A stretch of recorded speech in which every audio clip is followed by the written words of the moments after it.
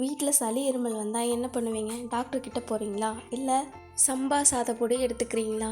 இன்றைக்கி நம்ம வீட்டுக்கார டாக்டர் தான் மிளகு சீரக பொடி. மண் சட்டி சூடானதும் 1/2 கப் மிளகு, 1/2 கப் சீரகம், 1/2 கப் கறிவேப்பிலை, 1/4 டீஸ்பூன் பெருங்காயம், தேவையான அளவு உப்பு சேர்த்துட்டு லைட்டாக 5 நிமிஷத்துக்கு வறுத்துக்கலாம்.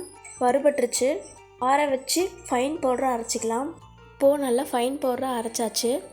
இந்த பொடி குழம்புக்கு யூஸ் பண்ணலாம், ஆம்லேட், ஆப்பாயிலுக்கு யூஸ் பண்ணிக்கலாம். சூடான சாதத்தில் தேவையான அளவு இந்த பொடி போட்டுட்டு நெய் கொஞ்சமாக சேர்த்து சாப்பிட்லாம். அஜீரண பிரச்சனை வராது. இந்த பொடியை வெந்நீரில் கலந்து குடித்தா சளி கூட இல்லை, நான் போயிட்டேங்க பாஸ் அப்படின்னு சொல்லும்.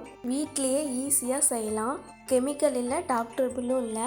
சளி, இருமல், சீரண பிரச்சனை எல்லாத்துக்குமே இந்த ஒரு பொடி போதும். இந்த வீடியோ பிடிச்சிருந்தா லைக் பண்ணுங்கள், ஷேர் பண்ணுங்கள், கமெண்ட் பண்ணுங்கள், மறக்காமல் சப்ஸ்கிரைப் பண்ணுங்கள்.